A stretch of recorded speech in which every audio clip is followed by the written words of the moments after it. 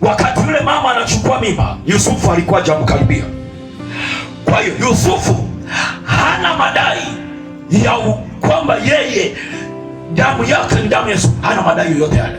Hapo Mungu ni fundi, alimaliza.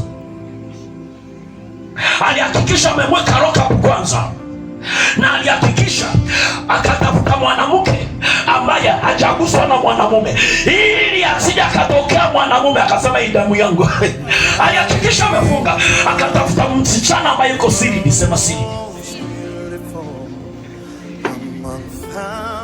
ambaye hata alipokwenda kliniki manesi walishangaa, wakasema how come she is a virgin and yet pregnant. Walishangaa, walipigwa butwa, huyu dada ni bikira lakini ana mimba. Wakikagua sasa wanasema ameinua kwenye maji ametoa. Lazima kujiele ameitoa wapi? Mungu alihakikisha anamtafuta mwanamwali ambaye bado ni bikira, ili asije akatokea karumanzira yoyote akasema damu yangu, damu yangu, damu yangu. Hakuna mwanadamu yoyote mwenye uhalali wa kudai damu ya Yesu kwamba ni ya kwake. Kwa hiyo Mungu alifunga hapo. Kwa hiyo sema, kwa hiyo Yesu alikuja na damu kutoka juu. Damu inatoka kwa Baba. Alikuja naye katika ulimwengu wa roho, aliileta kwa jinsi ya roho. Alipofanyika mwili kwenye tumbo la Maria, ile damu kutoka kwa Baba nayo ikawa inatengenezwa huko mwili. Ndio maana damu yake ina nguvu kufukuza mapepo. Damu ya mwanadamu haina nguvu ya mapepo isipokuwa damu ya Baba kutoka juu. Ndio maana damu yake Yesu haina ila, haina kunyanzi, haina mawa, ni takatifu. Ndio maana inatakasa, ina nguvu, ndio maana inakomboa. Si damu ya Yusufu. Yusufu asijakadidai, hana damu pale, hana damu, wala hana DNA pale kwa Yesu. DNA ya Yesu inatoka juu mbinguni, wala si ya Yusufu. Hadai chochote pale. Kama ana madai, atadai maziwa ya kumlea mtoto, hayo tutamlipa. Kama anataka tumlipa kwamba mimi nilinunua maziwa hayo, tukichanga kanisa tunalipa. Lakini damu hakana madai. Damu alikuja nayo, aliileta mwenyewe, akakaa nayo kwenye tumbo.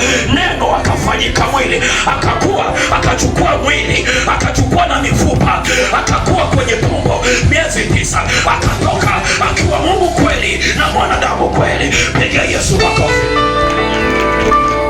Akatoka akiwa Mungu kweli na mwanadamu kweli. Damu yake haina upini na Yusufu, haina, inatoka kwa Baba. Kwa hiyo wakati anasema imekwisha, ile damu yake ilikuwa inatosha kama kikombozi. Kwa nini? Ilikuwa ina mamlaka yote ya kulipa gharama ya ukombozi. Ingekuwa ni damu ya mwanadamu, shetani asingekubali. Lakini kwa sababu imetoka juu, ilipochakatwa kwenye vyombo vyote, ikaonekana inastahili.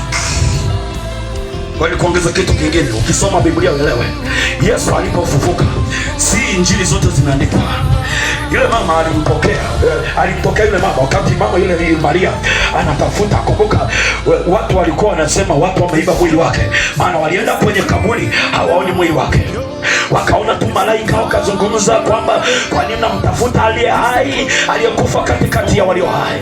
Sasa wakati wanafunzi wameondoka, Maria akawa amebaki peke yake analia.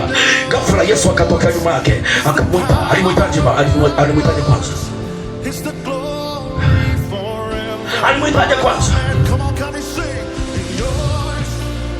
Bwana Yesu asifiwe. Bwana Yesu asifiwe. Alimwita Maria, hakumwita mama. Soma maandiko. Maria. Yule mama akageuka, akafikiri ni bwana ni kijana Gadena. Akamuuliza, niambie umemweka wapi Bwana wangu? Hajasema mtoto wangu, bali Bwana wangu. Hakumtambua. Sasa Yesu akaongeza neno jingine, akamwita mama. Maria akatoka sema Rabi, maana yake mwalimu. Akamkimbilia kumgusa. Yesu akasema usiniguse, sijaenda kwa Baba. Ngoja nikwambie, Yesu siku ile alipofufuka alipeleka kwanza damu yake madhabahuni pa Mungu ili ikae pale, halafu baadaye akamgusa.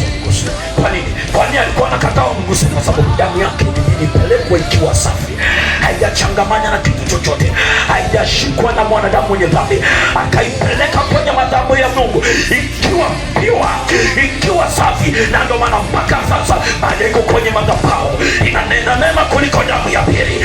Baada iko kwenye madhabahu inaleta ukombozi. Kila anayetaka msaada wa hiyo damu anaikuta kwenye madhabahu ya Mungu. Kila anayetazama msalaba anaikuta damu safi isiyokuwa na hila, haijaguswa na mwanadamu. Hawa yote, sikiliza, Yesu alipopeleka damu yake akarudi akawaruhusu wamshike. Kwa nini? Alikuwa amemaliza kazi, alikuwa tayari anapeleka kwa Baba. Damu ni hii, damu ni hii. Kila mtu atakayetaka msaada, damu hii